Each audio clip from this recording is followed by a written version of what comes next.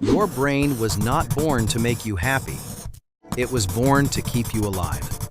That is why just one negative comment can stay in your head much longer than many kind things. That is why one small mistake can keep replaying in your mind at night. That is also why, even after a day that seemed very good, your mind can still quietly search for the one thing that did not go the way you wanted. Not because there is something wrong with you, and not because you are weak. Your brain may simply be operating through a survival mechanism that has existed for a very long time. It constantly scans for danger. It holds on to unstable things, and it prepares itself for the next possible threat. For thousands of years, that very mechanism helped humans stay alert, adapt, and survive. But today, most of us are no longer running from wild animals. We are facing emails, bills, comparison, pressure, phone notifications, and long-lasting stress. The problem is, sometimes your brain reacts to those modern stresses as if real danger is still very close. But this is the part that many people do not realize. Your brain is not something that was shaped once and then can never change again.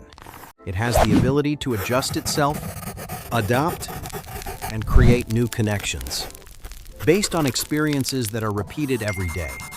That ability is called neuroplasticity.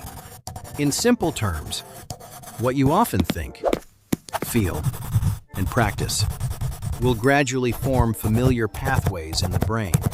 The patterns you repeat often will become stronger and stronger, and the patterns that are no longer fed will slowly fade and gradually lose their influence over you. Today, I will share with you 3 habits that may help train your brain to notice more good things, recover faster, and over time, feel more emotionally steady.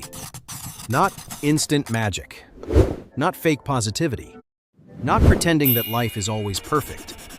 And stay with me until the 3rd habit, because at first, it may sound almost too simple to believe, but it may be exactly the thing that many adults have quietly lost for a long time.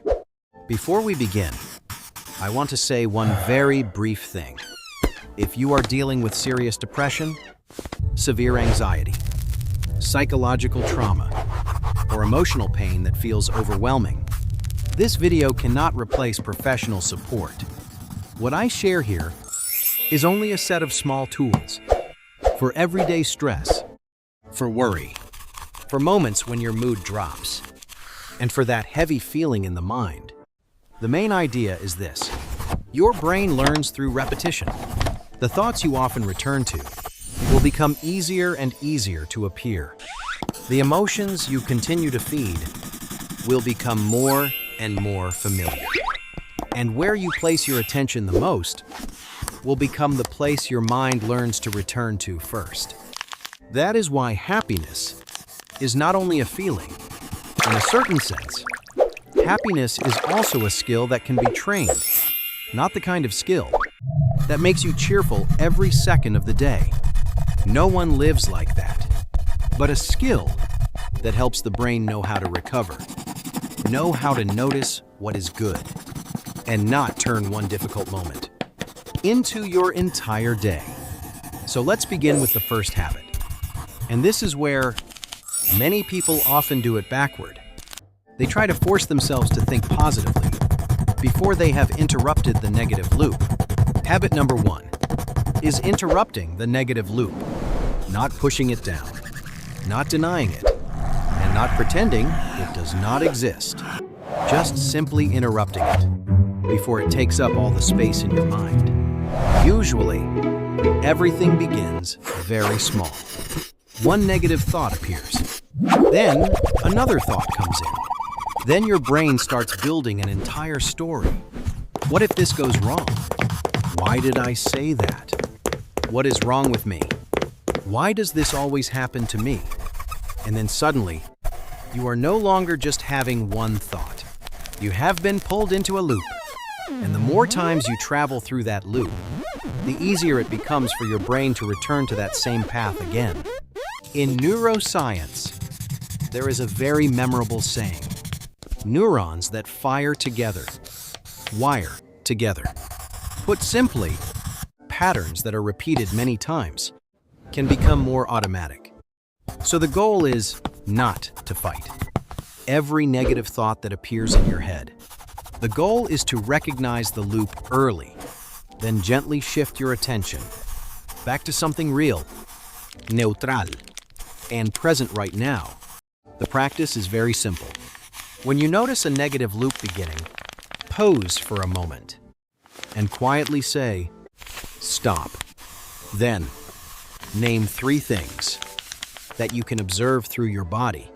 The wall is white. My feet are touching the floor. The air feels a little cool. That is all.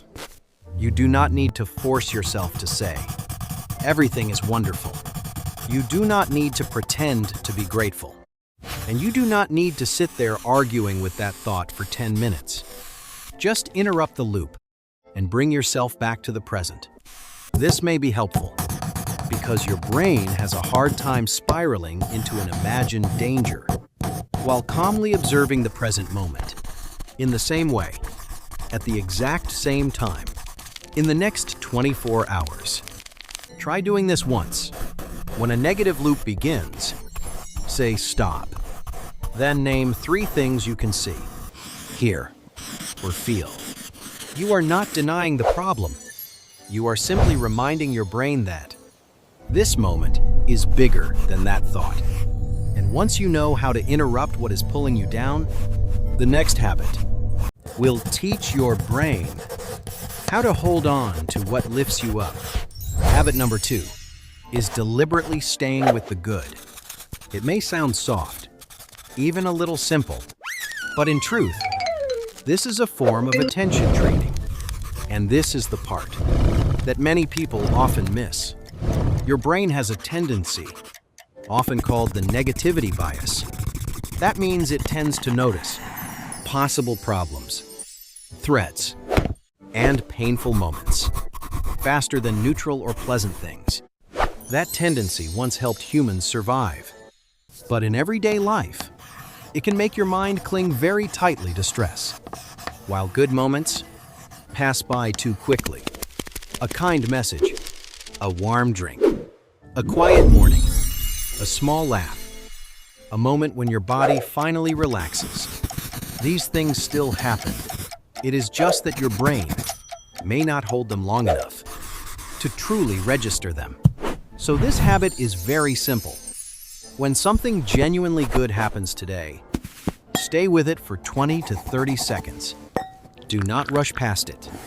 Do not immediately pick up your phone. Do not move straight to the next task. Pause. See it. Feel it. And let it truly reach you. If your coffee tastes good today, actually taste it. If someone says something kind to you, allow yourself to receive it.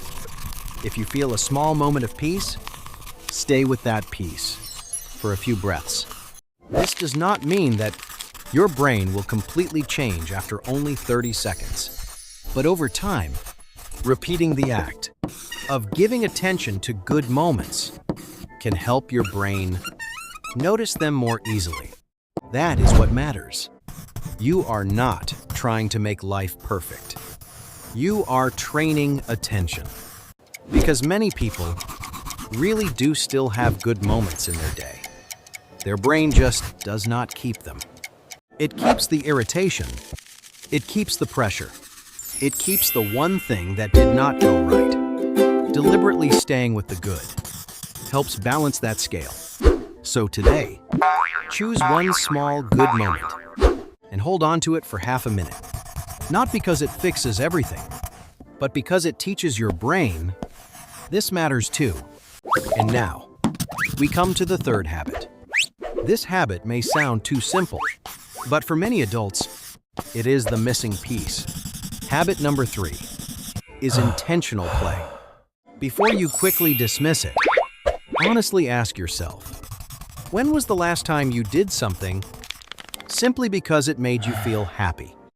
Not because it was useful, not because it helped your career, not because it made money, not because it helped your body, your personal brand, your goals, or your schedule, simply because you enjoy doing it.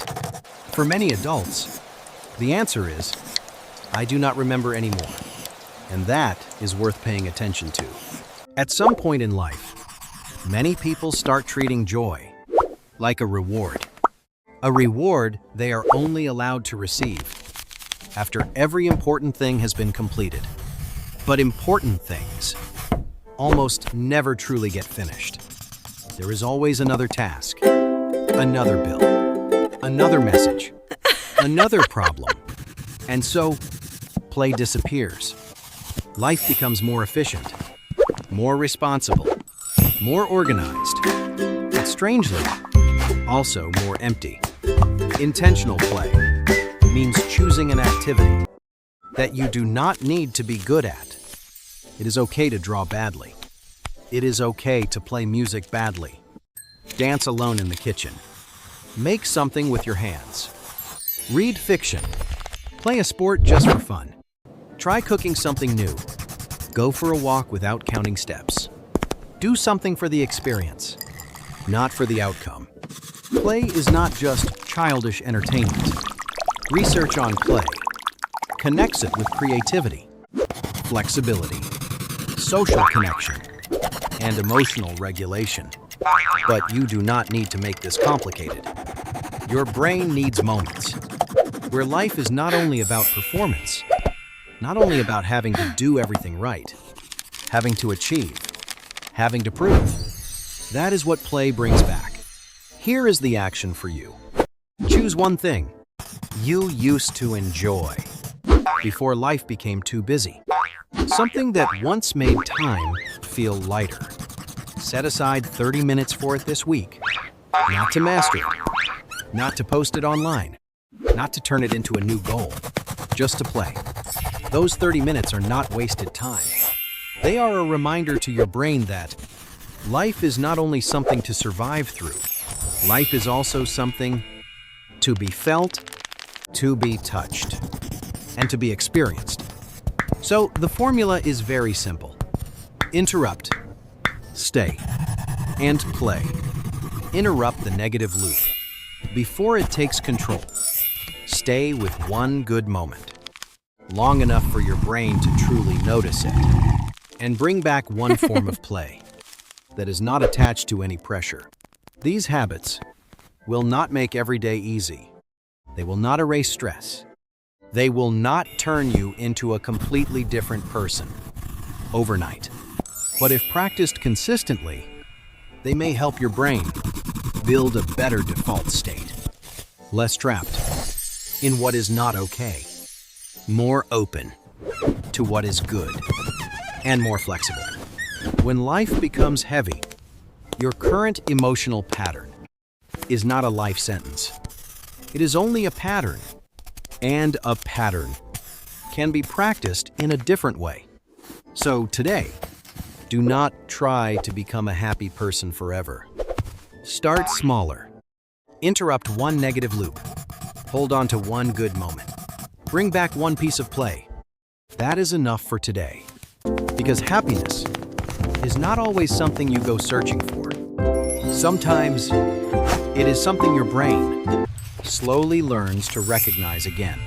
Save this for the next day. When your mind feels heavy, you do not need a perfect life to begin.